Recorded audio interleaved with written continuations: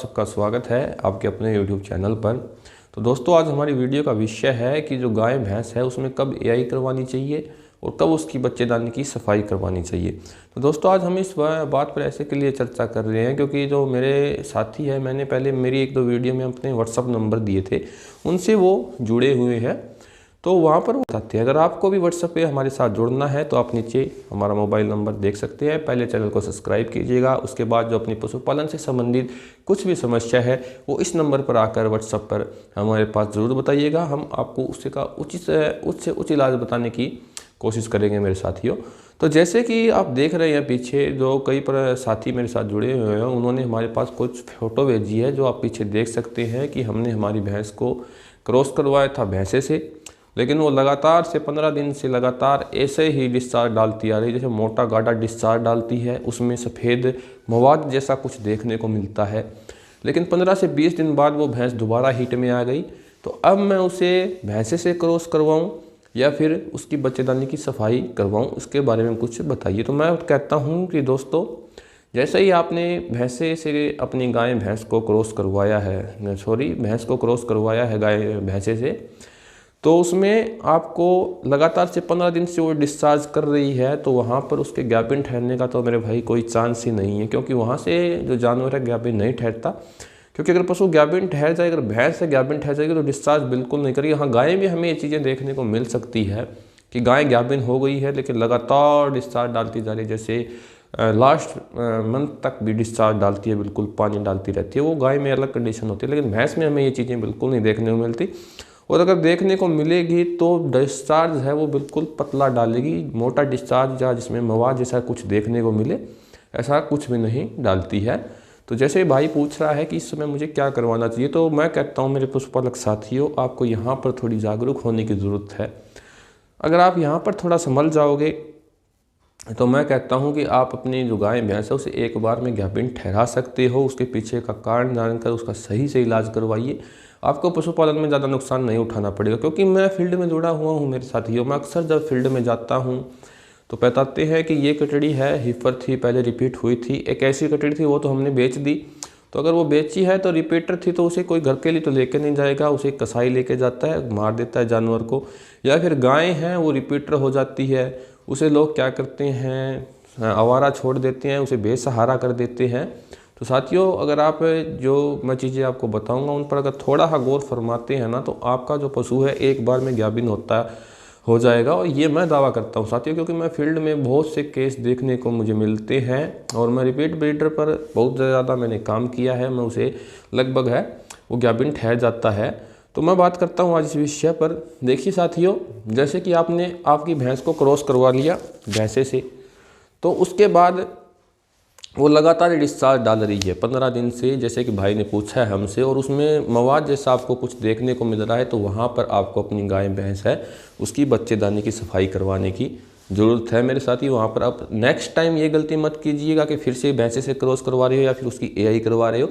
आप अपने पशु चिकित्सक को सही से बताइएगा, प्रॉपर गाइडलाइन में वो अपना इलाज करते हैं। जैसे कि आप कहिएगा कि ये तो मवाद डालती है, इसकी आप कुछ कीजिए, तो वो बच्चेदानी की सफाई करेंगे या फिर कोई आपको चीज़ें बताएंगे जिससे आपका पशु गाभिन ठहरेगा मेरे साथियों। या फिर आपकी भैंस है या फिर गाय है, उसने बच्चा दिया है, उसमें रिटेंशन ऑफ प्लेसेंटा का केस हुआ है, यानी उसने समय पर अपनी जहर है वो नहीं गिरवाई, तो आपने क्या किया, आपने या तो डॉक्टर से उस गाय भैंस की जो जहर थी वो निकलवा दी, या फिर आपने कुछ दवा दी, उससे जहर पड़ गई। जहर पड़ने में टाइम लिया, जैसे 4 से 5 दिन बाद जहर पड़ी है, तो उस समय क्या होता है, भैंस की बच्चेदानी हो गाय की हो, उसमें इन्फेक्शन बन जाता है, जिसके कारण मवाद जैसा कुछ देखने को मिलता है। उसके जैसे कई वीडियो मैंने पहले चैनल पर डाल रखे हैं, आप वो जाकर देख सकते हैं। मैं उसका चैनल लिंक भी डिस्क्रिप्शन में दे दूँगा। तो उस समय आपको क्या करना है, मवाद डाल रही है, जैसे 20 से 25 दिन गाय भैंस मवाद डालती है, लेकिन 1.5 महीने बाद जैसे बच्चा देती है वो हीट में आ जाती है, तब आपको क्या करना है, तब उसको आपको बिल्कुल एआई मत करवाइए। क्योंकि जब हीट में आएगी तो बिल्कुल पतला डिस्चार्ज डालेगी, आप सोचेंगे इन्फेक्शन ख़त्म हो गया अब एआई करवा लेते हैं, ऐसा बिल्कुल नहीं होता। तो आपको उस समय एआई नहीं करवानी है, उस समय उसकी बच्चेदानी की सफाई करवा लीजिएगा। एक अच्छी दवा से ब्रांड की दवा लीजिए। अगर आपको दवाओं के बारे में जानना है तो मैंने कल ही एक वीडियो बना के उस पर डाला था, जिसका भी लिंक मैं डिस्क्रिप्शन में दे दूंगा, आप वो वीडियो वहाँ से मेरे साथियों देख लीजिएगा। तो उस समय आपको अपनी जो गाय भैंस है उसके बच्चेदानी की सफाई करवानी रहती है।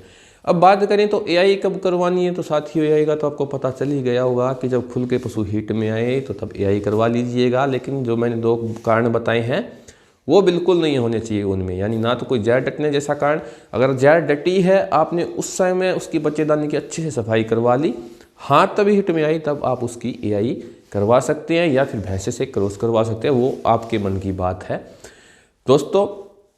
या फिर खुल के हिट में आता है पशु, जैसे कि फर्स्ट टाइम है, जो कटड़ियाँ होती है, हिफर होती है, फर्स्ट टाइमर हिट में आती है, तब आपको दिमाग में एक रहता है कि अब इसकी एआई करवाएं या फिर इसे भैंसे से क्रॉस करवाएं, क्योंकि जो फर्स्ट टाइमर हिफर होती है उसमें जो रिपीट ब्रीडिंग है बहुत देखने को मिलती है। फील्ड में बहुत ऐसे केस आते हैं और वो लोग कसाई को ही दे देते हैं कटने के लिए, क्योंकि वो दूध वगैरह तो देते नहीं है, कोई दूध के लालच में उसे लेकर जाए तो कसाई लेके जाएगा उसको, और सुंदर कटड़ियाँ होती है, ख़राब हो जाती है। तो आपको करना क्या है मेरे साथियों, अगर आपने अपनी कटड़ी को 2 या 3 बार गैबिन करवा चुके हैं तो आप वहाँ पर बिल्कुल गलती मत कीजिएगा। आपको वहाँ पर 100% बच्चेदानी की सफाई करवानी होगी।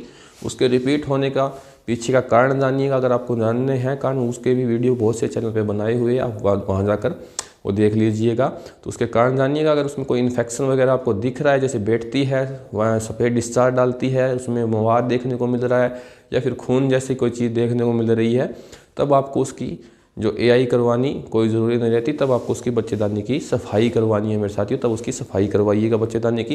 हीफर कटड़ियों में केस ज़्यादा देखने को मिलते हैं, तो आपको क्या करना है कि अगर फर्स्ट टाइम ताज़ा हीट में आई है, आपकी कटड़ी एज सही हो रही है, वेट सही से ले रखा है, तब आप उसकी एआई करवा सकते हैं अगर वो खुल के हीट में आई है। तो क्योंकि फर्स्ट टाइमर में जो बच्चेदानी में सफाई करने का इतना इशू नहीं रहता, क्योंकि फर्स्ट टाइमर तो फर्स्ट हीट में आई है, तब उसमें हम एआई करवा सकते हैं। अगर वो 2-3 बार रिपीट हो चुकी है तो फिर आपको थोड़ा समझना पड़ेगा, फिर आप उसकी बच्चेदानी की अच्छी सी सफाई करवा लीजिएगा, जिससे वो हीट में आती है तो गैबिन ठहर जाएगी मेरे साथियों। तो ये कुछ चीज़ें थी जो आज वीडियो में आपको बतानी थी साथियों। वीडियो पसंद आए तो वीडियो को लाइक ज़रूर कीजिएगा।